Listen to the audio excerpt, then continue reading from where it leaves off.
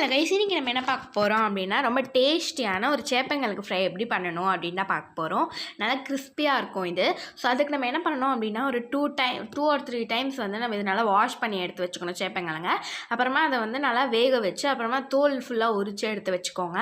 அது வந்து என்ன பண்ணுங்கன்னா கார்ன்ஃப்ளவர் மாவு, அப்புறமா வந்து சிக்கன் 65 மசாலா, அப்புறம் கொஞ்சோண்டு மிளகாய் தூள், அப்புறமா தேவையான அளவுக்கு உப்பு, இது எல்லாத்தையும் போட்டு நீங்கள் வந்து ஃபுல்லாக கலக்கி வந்து எடுத்து வச்சுக்கணும். அப்புறமா நீங்கள் என்ன பண்ணணும்னா அதில் இருக்கிறதெல்லாம் வந்து அப்படியே ஜஸ்ட் அப்படியே லைட்டாக உதறிட்டு எடுத்து தனியாக எடுத்து வச்சிங்கன்னா உங்களுக்கு இவ்வளோ இது வந்து எங்களுக்கு வேஸ்ட் ஆச்சு. நீங்கள் வந்து கரெக்டாக போட்டுக்கோங்க. நீங்கள் வேஸ்ட் பண்ண மனசு வரல அப்படின்றதுக்காக ஒரு சேப்பங்கிழங்க நம்ம வறுக்கும் போது எடுத்து லைட்டாக இப்படி ஒரு டிப் பண்ணி வந்து நாங்கள் அப்படியே தூக்கி எண்ணெயில் வந்து போட்டுக்கிட்டு இருந்தோம். இப்போ உங்களுக்கு காட்டுற மாதிரி இப்படி ஒரு டிப் அப்படி ஒரு டிப் பண்ணிவிட்டு அதை தூக்கி நம்ம வந்து எண்ணெயில் போட்டுக்கலாம். இந்த மாதிரி வந்து ஒன்றுத்துக்கும் பண்ணலாம் அப்படின்னு சொல்லிட்டு முடிவு பண்ணி இந்த மாதிரி எடுத்து வச்சுருந்தோம். அதெல்லாம் எடுத்து வைக்கிறதுக்கு ரொம்ப நேரம் ஆயிடுச்சு.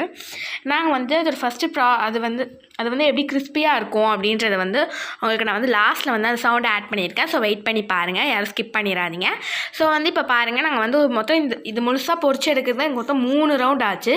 நாங்கள் சேப்பங்கிழங்குலாம் எண்ணி வேறு வச்சுருந்தோம். அதில் மொத்தம் 30 இருந்தது. கட் பண்ணி எவ்வளோ பீஸ் வந்ததுன்னு எங்களுக்கு தெரியல. இப்போ பார்த்தீங்கன்னா உங்களுக்கு இந்த மாதிரி தான் இருக்கும்.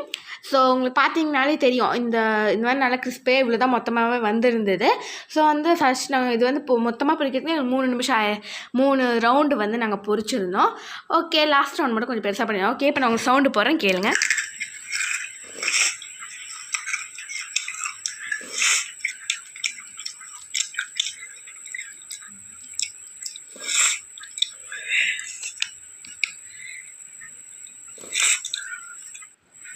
பார்த்தீங்கன்னா நமக்கு ஓவராலாக வந்து பார்த்தீங்கன்னா இப்படி தான் இருக்குது.